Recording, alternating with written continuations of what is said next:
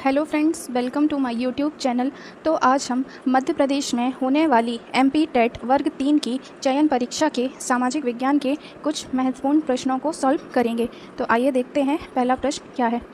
पहला प्रश्न है, निम्नलिखित में कौन सी गैस जीवन की उत्पत्ति के समय वायुमंडल में मौजूद नहीं थी। तो आपको बताना है कौन सी गैस जीवन की उत्पत्ति के टाइम पे वायुमंडल में मौजूद नहीं थी। तो ये गैस है आपकी ऑक्सीजन गैस। जब पृथ्वी की उत्पत्ति हुई, जब पृथ्वी हमारी बन रही थी, तो उस टाइम पर प्रमुख रूप से हाइड्रोजन एवं हीलियम गैसें ही थी। ऑक्सीजन गैस बहुत कम मात्रा में थी। जैसे जैसे प्रकाश संश्लेषण की क्रिया हुई, महासागरों में जब प्रकाश संश्लेषण की क्रिया हुई तो ऑक्सीजन गैस बनी। प्रारंभिक वायुमंडल में ऑक्सीजन गैस नहीं थी, बहुत कम मात्रा में थी। क्वेश्चन नंबर दूसरा देखिए, भूकंप और ज्वालामुखी के फटने का क्या कारण होता है। जो भूकंप होते हैं या ज्वालामुखी आते हैं, भूकंप का मतलब आपको पता ही है, भूकंप मतलब भूमि का कंपन। जो पृथ्वी के अंदर प्लेटें हैं जब वो आपस में टकराती हैं या गति करती हैं तो भूकंप आते हैं। तो ये भूकंप हो या ज्वालामुखी के फटने का क्या कारण है। इसका कारण है अंतर जनित बल। दो प्रकार के बल हमारी पृथ्वी पर कार्य करते हैं। एक बल होता है अंतर्जनित बल, दूसरा बल होता है बाह्यजनित बल। तो जो भूकंप और ज्वालामुखी है उसके फटने का प्रमुख कारण है अंतर्जनित बल। क्वेश्चन नंबर अगला देखिए, महाद्वीपीय विस्थापन सिद्धांत के प्रतिपादक कौन है। जो भूगोल में महाद्वीपीय विस्थापन सिद्धांत है या कॉन्टिनेंटल ड्रिफ्ट थ्योरी है, तो इसके प्रतिपादक कौन है। तो इसके प्रतिपादक हैं वेगनर महोदय। इन्होंने महाद्वीपों के विस्थापन के बारे में बताया था। पहले सभी महाद्वीप आपस में जुड़े हुए थे, लेकिन समय के साथ ये महाद्वीप एक दूसरे से दूर चले गए। यही क्या है, महाद्वीपीय विस्थापन सिद्धांत, जिसको वेगनर महोदय ने प्रस्तुत किया था। क्वेश्चन नंबर 4 देखिए, बेथोलिथ किसके द्वारा निर्मित शिलाकृतियाँ हैं। जैसे पृथ्वी पर विभिन्न प्रकार की शिलाकृतियाँ होती हैं, उसी में एक शिलाकृति है बेथोलिथ। ये किसके द्वारा बनाई जाती है। तो जो बेथोलिथ है ये ज्वालामुखी के द्वारा निर्मित क्रिया है। बेथोलिथ ज्वालामुखी के द्वारा निर्मित शिलाकृति है। जब ज्वालामुखी का उद्गार होता है तो ये आकृति बनती है।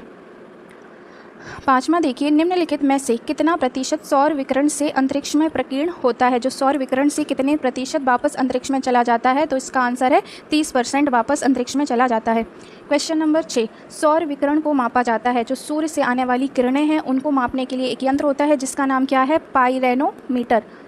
एक सेकेंड, ये है पाइरेनोमीटर। सौर विकिरण को मापा जाता है पाइरेनोमीटर के द्वारा। अगला क्वेश्चन देखिए, निम्न अक्षांशों में किसके बीच डोल ड्रम दाब पेटियां पाई जाती हैं। हमारी पृथ्वी पर विभिन्न प्रकार की पेटियां हैं। एक पेटी का नाम क्या है, डोल ड्रम दाब पेटी।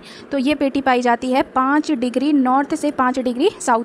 ये हमारी पृथ्वी है और पृथ्वी को 20 से 2 भागों में बांटने वाली रेखा है भूमध्य रेखा। भूमध्य के उत्तर में 5 डिग्री नॉर्थ, ये 5 डिग्री नॉर्थ एवं 5 डिग्री साउथ।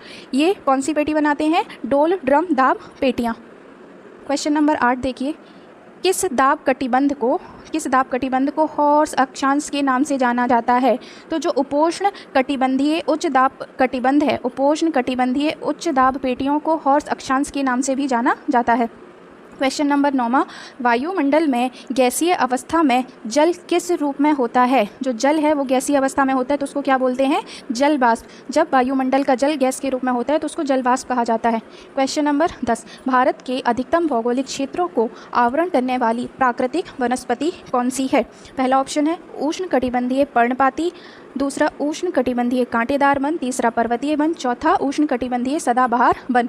तो जो भारत के भौगोलिक क्षेत्रों में किस प्रकार की वनस्पति पाई जाती है, उष्णकटिबंधीय पर्णपाती वन। क्वेश्चन नंबर 11 देखिए, रियो डी जेनेरियो ये कहाँ का शहर है। ये आपका ब्राज़ील का शहर है। ब्राज़ील कौन से महाद्वीप में आता है, दक्षिण अमेरिका। जो दक्षिण अमेरिका महाद्वीप है वहाँ पर ब्राज़ील देश है और उसी ब्राज़ील देश में रियो डी जेनेरियो नाम की एक जगह है जहाँ पर पृथ्वी शिखर सम्मेलन हुआ था। तो ये कौन से वर्ष में हुआ था, ये 1992 में हुआ था। रियो डी जेनेरियो का जो पृथ्वी शिखर सम्मेलन है ये 1992 में आयोजित किया गया था। क्वेश्चन नंबर 12, किसी महासागर की तापमान गहराई प्रोफाइल में एक वर्ड है थर्मोक्लाइन परत। जो थर्मोक्लाइन परत है इसकी क्या विशेषता होती है, आपको पता होना चाहिए। जो थर्म वर्ड है, जी हाँ, ये जो थर्म वर्ड है इसका मतलब होता है हीट और क्लाइन का मतलब होता है कम होना या गिरावट आना। तो जो थर्मोक्लाइन है ये किसको बताता है, ये बताता है कि गहराई बढ़ने के साथ तापमान में तीव्र गिरावट आती है। तो ऑप्शन नंबर ये इसका सही आंसर हो जाएगा। क्वेश्चन नंबर 13 देखिए, प्रायः समुद्र के वर्षावन को क्या उपनाम दिया जाता है। जो समुद्र के वर्षावन होते हैं उनको क्या कहा जाता है, उनको कहा जाता है प्रवाल रोधिका, या इंग्लिश में बोलें तो कोरल रीफ्स को समुद्र के वर्षावन की उपनाम दिया गया है। अलास्का की धारा है, दो प्रकार की धाराएं होती हैं, एक गर्म जल धारा और एक होती है ठंडी जल धारा। एक सेकेंड, ये हमारी पृथ्वी है, पृथ्वी के बीच से हमने एक काल्पनिक रेखा खींची है जिसको भूमध्य रेखा कहते हैं। तो जो भी जल धाराएं भूमध्य रेखा से ध्रुवों की ओर जाती हैं वो हैं गर्म धाराएं, और जो धाराएं जो धाराएं ध्रुवों से भूमध्य रेखा की ओर आती हैं वो कहलाती हैं ठंडी धाराएं। तो दो प्रकार की जल धाराएं हैं। चूंकि भूमध्य रेखा में तापमान अधिक होता है तो जो भूमध्य रेखा से ध्रुवों की ओर जाएंगी वो हैं गर्म जल धाराएं, और जो ध्रुवों से भूमध्य रेखा की तरफ आएंगी वो हैं आपकी ठंडी जल धाराएं। चूँकि जो ध्रुवीय प्रदेश है वहाँ पर बर्फ जमी होती है, इसीलिए वहाँ की जो जल धाराएँ हैं वो कैसी होती हैं, ठंडी होती हैं। तो यहाँ पर प्रश्न पूछा गया है कि अलास्का की धारा, जो अलास्का की धारा है, अलास्का कहाँ का शहर है, अलास्का हमारे USA का एक शहर है। तो यहाँ की जो धारा है ये कैसी धारा है, गर्म है, ठंडी है या दोनों है? तो इसकी जो धारा है वो गर्म धारा है। अलास्का की धारा है गर्म धारा। ऐसे याद रखना, जो आलू होता है वो गरम गरम आलू, गरम गरम आलू। तो अलास्का की धारा है गर्म धारा। कैलिफोर्निया की धारा है, दूसरी धारा यहाँ पर आई है कि कैलिफोर्निया की धारा कैसी धारा है, गर्म, ठंडी या दोनों? तो कैलिफोर्निया की जो धारा होती है वो ठंडी जल धारा होती है। क्वेश्चन नंबर 16 देखिए, दूसरा सबसे बड़ा महासागर कौन सा है? हमारी पृथ्वी पर 5 महासागर हैं, प्रशांत महासागर, अटलांटिक महासागर, हिंद महासागर, आर्कटिक महासागर और अटलांटिक महासागर। तो यहाँ पर पूछा गया है दूसरा सबसे बड़ा महासागर, जो पृथ्वी पर दूसरा सबसे बड़ा महासागर कौन सा है? तो वो है आपका अटलांटिक महासागर, ये दूसरा सबसे बड़ा महासागर है। तो पहला सबसे बड़ा कौन सा होगा? तो पहला सबसे बड़ा है आपका प्रशांत महासागर, ये सबसे बड़ा है। दूसरा है अटलांटिक, फिर तीसरा है आपका हिंद महासागर। क्वेश्चन नंबर 7 देखिए, भारत में पहला बायोस्फीयर रिजर्व कौन सा है? भारत का पहला बायोस्फीयर रिजर्व कौन सा है? तो इसका आंसर है नीलगिरी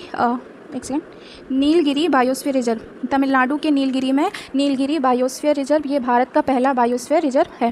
क्वेश्चन नंबर 8 देखिए, लिपुलेख दर्रा किस राज्य में है? जो लिपुलेख दर्रा है ये किस राज्य में है? दर्रा क्या होता है? जो दो पहाड़ों के बीच एक रास्ता होता है, पतला सा रास्ता, उसी को दर्रा बोलते हैं। तो जो लिपुलेख दर्रा है वो है आपका उत्तराखंड राज्य में, उत्तराखंड में लिपुलेख दर्रा है। क्वेश्चन नंबर 19 देखिए, निम्न में से किस देश की तट रेखा सबसे अधिक है? तट रेखा मतलब होता है कि जो स्थल की बाउंड्री है वो कितनी समुद्र से लगी हुई है, समुद्र को टच करती है। तो सबसे अधिक तट रेखा जो इन ऑप्शंस है वो है आपकी कनाडा। कनाडा देश ये कहाँ का है? उत्तरी अमेरिका का एक देश है जहाँ की तट रेखा सबसे अधिक है। खादर और बांगर हैं, खादर और बांगर किसके प्रकार हैं? तो ये हैं आपके भौतिक प्रदेश कहलाते हैं, ठीक है। जो ये हिमालय में शिवालिक के नीचे वाली ज़मीन होती है उसी को क्या बोलते हैं? खादर और बांगर। क्वेश्चन नंबर 21 देखिए, शांत घाटी अवस्थित है। जो शांत घाटी या इसी को इंग्लिश में बोलते हैं साइलेंट वैली, तो ये कहाँ पर है, कौन से राज्य में है भारत के? तो ये है आपके केरल राज्य में। क्वेश्चन नंबर 22, निम्न